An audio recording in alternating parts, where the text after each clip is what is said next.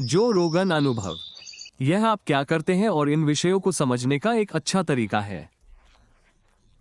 इन विषयों में से बहुत से लोगों की तात्कालिक प्रतिक्रिया होती है। हाँ, और वो तात्कालिक प्रतिक्रिया है, ओह हॉगवॉश। अगर यह सच होता तो मुझे पहले से ही इसके बारे में पता होता। यह विश्वविद्यालयों में पढ़ाया जाता, ये सब होता। लेकिन फिर आपको पता चलता है कि कोई भी वास्तव में इन प्राचीन गोलियों के बारे में बात करते हुए चीजों को एक साथ जोड़ने की कोशिश नहीं कर रहा है।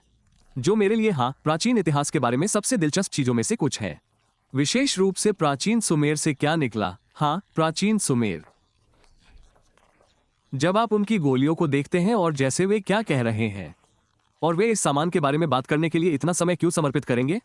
वास्तव में उनके पास विशालकाय दिखने वाले लोगों की तस्वीरें क्यों हैं, जिनकी गोद में पूंछ के साथ मानव जैसा कुछ बैठा है। जैसे यह क्या है, कल्पना। हाँ, जैसे वे इसका विवरण क्यों देंगे। और उनके पास ग्रहों की सही मात्रा और आकार में अपेक्षाकृत सही क्रम के साथ सौर मंडल का प्रतिनिधित्व कैसे है। यह सटीक नहीं है, लेकिन यह वास्तविक चीज का एक कलात्मक संस्करण है। हाँ, और कैसे कैसे कैसे कैसे 600500 साल पहले उन्हें यह पता था। हाँ, और हमारे पास क्या स्पष्टीकरण है। जैसे कि पारंपरिक स्पष्टीकरण क्या है जब लोग जो जानते थे उसे खारिज करने की कोशिश करते हैं। खैर, पारंपरिक व्याख्या हमेशा पौराणिक कथाओं की ओर जाती है। वे इस तथ्य को छिपाने के लिए कि उन्हें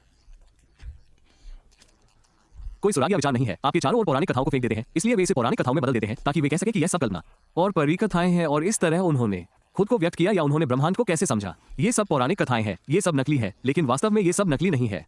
इन लोगों ने इस तरह के विस्तृत रिकॉर्ड और जानकारी को पीछे छोड़ दिया है। यह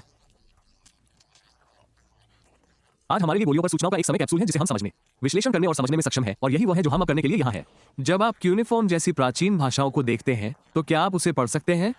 क्या आप जानते हैं कि इसे कैसे पढ़ा जाता है। हाँ, इसकी एक छोटी सी मात्रा। हाँ, मैंने इसे उन पुस्तकों से अध्ययन किया है जो मैंने अमेज़न से खरीदी है।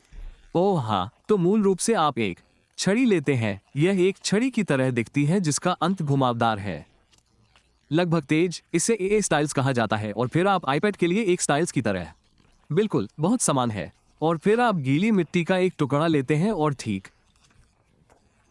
बीच के चरण में इसके बहुत गीला या बहुत सूखा होने से पहले आप इन अविश्वसनीय रेखाओं को मिट्टी में बनाना शुरू करते हैं, और फिर उससे आपको ये क्यूनिफॉर्म पार्ट मिलता है। इसलिए ये पार्ट सचमुच में उनमें से कुछ अक्षर वास्तव में पूर्ण विचारों से संबंधित है, लेकिन यह अविश्वसनीय काम है और इसे करने में बहुत समय लगता है। और फिर आपको इस चीज को सूखने देना होता है और फिर यह पत्थर बन जाता है। इसलिए यदि लोग इस बारे में चिंता करने की कोशिश कर रहे थे कि वे अपना अगला भोजन कैसे प्राप्त करने जा रहे हैं, रात के लिए आश्रय और इस तरह की सभी चीजें, उदाहरण के लिए गिलगेमेश का महाकाव्य, हाँ, मुझे लगता है कि वे वास्तव में लिख रहे थे और साथ ही वे उन सूचनाओं को लिपिबद्ध भी कर रहे थे जो उन्हें इन उद्धृत देवताओं द्वारा छोटे अक्षरों जी के साथ दी गई थी। इसलिए जब आप गिलगमेश के महाकाव्य जैसी चीजें पढ़ रहे हैं तो लोगों को नहीं पता कि गिलगमेश का महाकाव्य बहुत सारी कहानियों के सबसे पुराने संस्करणों में से एक था, बाइबल में सुनी गई। हमेशा एक महान बाढ़ लगती है, कुछ नायक होते हैं, क्रोधित देवता होते हैं, बहुत सारी चीजें चल रही होती हैं, और ज़कारिया सिटिन का काम सुमेरियन पाठ पर सबसे विवादास्पद था, क्योंकि sitchinIsWrong.com नामक एक पूरी वेबसाइट है। लोग उनके बारे में पागल हो जाते हैं, लेकिन जब उन्होंने इसके बारे में बात करना शुरू किया तो आप जब उनके द्वारा लिखी गई कुछ चीजों को पढ़ते हैं और जब आप उनके द्वारा बनाई गई कुछ छवियों को देखते हैं तो वे छवियां डी से डबल हेलिक्स की तरह दिखती हैं। और ऐसे बहुत सारे हैं जो अब हम कैडुसियस का प्रतिनिधित्व करते हैं, जो फॉर्मेसियो और दवाओं का प्रतिनिधित्व करता है, जैसे कि यह डीएनए के दोहरे हेलिक्स की छवि का पुराना संस्करण है, या कम से कम यह उससे बहुत मिलता जुलता दिखता है। वो यह निश्चित रूप से है क्योंकि इसका संदर्भ मिस्र के मृतकों की पुस्तक और अन्य प्राचीन ग्रंथों में भी है, इसलिए अब यहां कोई संयोग नहीं है। ज़कारिया शॉन, मैं विशेष रूप से उनके काम से नहीं जाता, और इसलिए नहीं कि यह विवादास्पद है। मेरा मानना है कि वो सभी समय के महानतम शोधकर्ताओं में से एक थे, और इसका कारण यह है कि उन्होंने इतनी सारी जानकारी हमारे सामने रख दी कि हम सिर खुजलाने लगे और सवाल पूछने लगे। लेकिन मुझे जो पता चला वो ये था कि USUCLA CDLI online confirm digital library से गुजरकर तेजी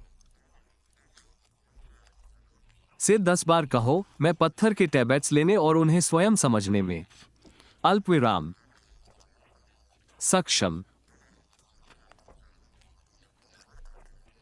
था। क्या किसी और के पास भी है? और जैसे ही मैंने इन टैबलेट्स को तोड़ना शुरू किया। क्या इन पर इनका लिप्यंतरण किया गया है या आप वास्तविक टैबलेट को पढ़ रहे हैं?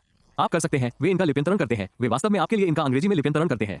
क्या इस बात को लेकर कोई विवाद है कि क्या इसके अलग अलग संस्करण हैं? प्रतिलेखन जैसे कि क्या कुछ लोगों को लगता है कि इसकी अलग अलग व्याख्या की गई है।